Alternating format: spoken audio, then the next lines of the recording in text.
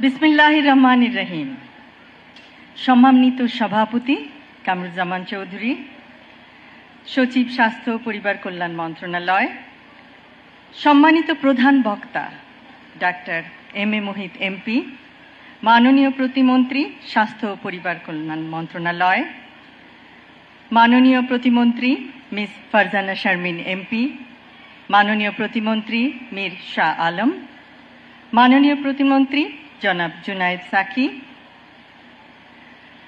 সম্মানিত অধ্যাপক প্রভাত চন্দ্র দাস, সম্মানিত ডাক্তার জিয়াউদ্দিন হায়দার, বিশিষ্ট চিকিৎসকগণ ও স্বাস্থ্য মন্ত্রণালয়ের কর্মকর্তা ও কর্মীগণ, ঢাকা উত্তরের প্রশাসক, ঊর্ধ্বতন সেনা কর্মকর্তাবৃন্দ, সম্মানিত উন্নয়ন সহযোগী সংস্থার প্রতিনিধিবৃন্দ, আমার প্রিয় ও সম্মানিত কড়াইল এলাকার অধিবাসী এবং আমার স্নেহের শিশু কিশোররা, আসসালামু আলাইকুম। পরম শ্রদ্ধাভরে স্মরণ করছি শহীদ রাষ্ট্রপতি জিয়াউর রহমান এবং আপোষহীন দেশনেত্রী বেগম খালেদা জিয়াকে। শিশুরাই জাতির ভবিষ্যৎ।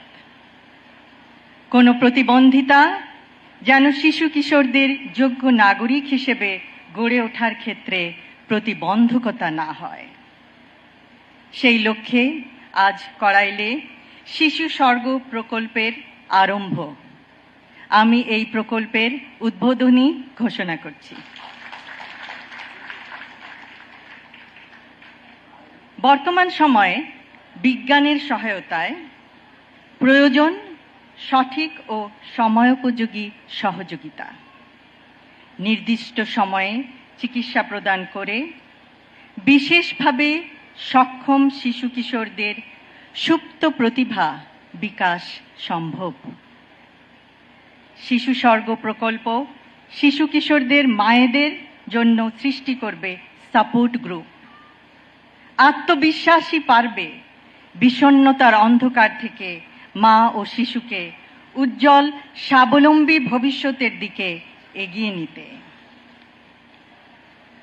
প্রতিবন্ধী বান্ধব জাতীয় নাগরিক সেবা গঠনের প্রয়াস।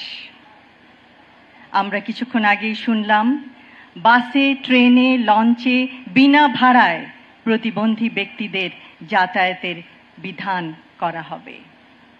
ইনশাআল্লাহ, a disability-friendly national citizen service will pave the way for a better and brighter future for all.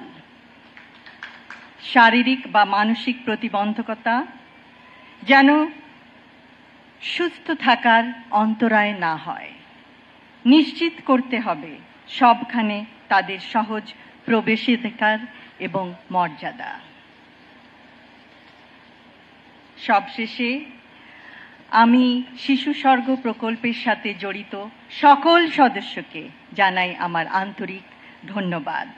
ধন্যবাদ জানাই স্বাস্থ্য মন্ত্রণালয়ের এবং স্বাস্থ্য অধিদপ্তরের সকল সদস্যকে, যাদের অক্লান্ত প্রচেষ্টায় আজকের এই আয়োজন সম্ভব হয়েছে।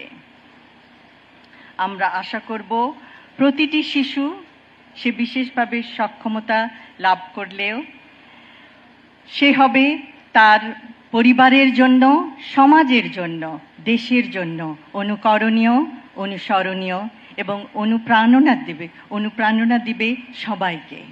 ধন্যবাদ সকলকে। আল্লাহ হাফেজ।